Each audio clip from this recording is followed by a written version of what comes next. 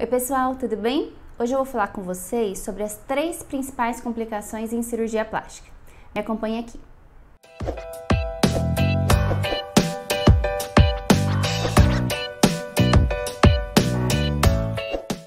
Pessoal, falar de complicação nem sempre é interessante, mas é importante que vocês saibam e que vocês fiquem preparados caso alguma dessas complicações aconteça aí com você. Claro que sempre com o auxílio do seu cirurgião, da sua cirurgiã, te orientando mais de pertinho, ok? Mas vamos lá, falando em cirurgia, a gente tem 3 principais complicações que são as mais comuns e que a gente pode ter sim no pós-cirúrgico, tá? Vou citar rapidamente 3 delas e a gente vai, ao longo desse vídeo, falar um pouquinho mais sobre cada uma. Abertura de ponto, que tecnicamente a gente chama de deiscência, infecção, sangramento ou hematoma. Então vamos lá para a primeira que eu citei, deiscência ou abertura de ponto. Quando que isso é mais comum? Existem alguns fatores de risco que podem predispor a um paciente abrir um pouquinho mais de ponto do que outros pacientes. Um desses fatores é o repouso. Então o repouso ele é super importante no seu pós-cirúrgico para você não ficar forçando a sua cicatriz e fazendo com que ela abra com mais facilidade. Algumas situações de exemplo para vocês entenderem um pouquinho melhor. Por exemplo, quando a gente faz abdominoplastia e a gente pede para o paciente ficar curvadinho para frente e de repente esse paciente não faz essa curvatura, fica mais reto ou forçando para trás, a cicatriz que tinha que estar ali sem tensão vai ter uma força contrária ao processo de cicatrização. Então a chance desse ponto abrir é maior. Outras situações, cicatriz de mama, quando faz a cicatriz na areola, a vertical e a horizontal. Essas regiões que têm encontro de cicatrizes, ou seja, embaixo da areola e aqui embaixo no sulco, são já situações peles locais de maior fragilidade. Se a paciente ficar mexendo muito esse braço, esticando muito o braço para o alto, vai forçar essa cicatriz e pode favorecer abrir ou deiscência, tá? Outras situações que podem favorecer também, acúmulo de líquido. Se o paciente tem uma predisposição a juntar líquido, como um seroma, por exemplo, esse seroma pode querer sair por algum lugar e aí ele vai forçar a cicatriz e faz com que essa cicatriz abra um pouquinho. Ou hematoma, um sangramento que ficou ali acumulado, um sanguinho que ficou ali acumulado. Ele tende a procurar um local para sair, então ele pode também favorecer a abertura desse ponto, tá bom? Então, o primeiro que a gente falou, abertura de ponto ou deiscência, que é o nome técnico. Segundo, que eu comentei no início do vídeo, infecção.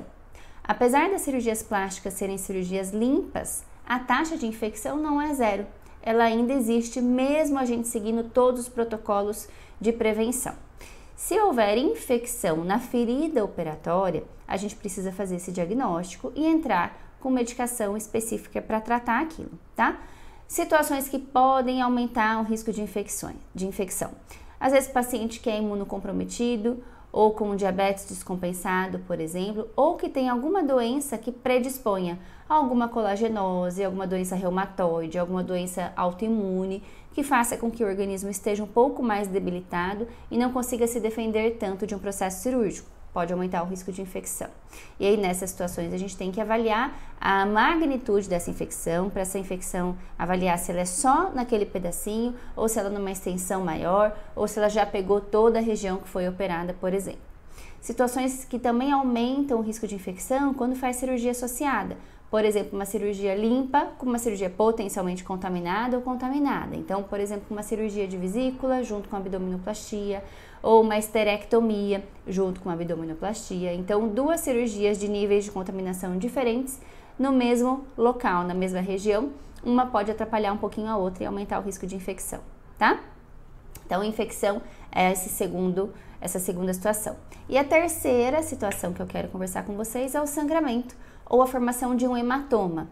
O hematoma, ele é mais comum, por exemplo, em prótese de mama, em pacientes que não têm a pressão controlada ou que fizeram algum esforço. Então, a forma de controlar e de evitar esse risco de sangramento também é controlando a pressão e fazendo o repouso certinho.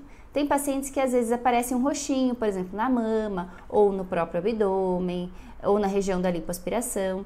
Se esse roxinho ele for em quantidade pequena e ele está só localizado na pele, isso vai absorver e a gente chama de equimose, a gente não chama de hematoma. O que nós médicos chamamos de hematoma? quando há uma grande quantidade de líquido, no caso sangue, numa região e aquilo expandiu. Então vamos imaginar uma situação de prótese de mama. Uma mama às vezes está normal, tamanho normal no pós-cirúrgico, e de repente a outra mama está o dobro do tamanho. Pode ter acontecido de ter rompido um vasinho, sangrado durante a noite ou enquanto estava no hospital para receber alta no dia seguinte, e aí você vê uma grande diferença de volume. Uma mama no aspecto mais natural, um pouquinho inchada, e a outra muito volumosa, muito alterada. Isso não é só inchaço. Provavelmente houve um sangramento. Em situações de grande volume, precisa voltar para o centro cirúrgico, abrir essa mama, drenar esse hematoma, tirar esse coágulo, porque se a gente também deixar esse coágulo lá, em grande quantidade, ele aumenta o nosso risco de infecção, tá bom? Então, lembrando dos 3 principais riscos: abertura de ponto, infecção e sangramento ou hematoma. E o exemplo que eu dei aqui na prótese de mama, certo? Se ficou alguma dúvida ainda, me deixa aqui nos comentários, que vai ser um prazer responder vocês. Espero vocês aqui no nosso canal e nos próximos vídeos também. Até!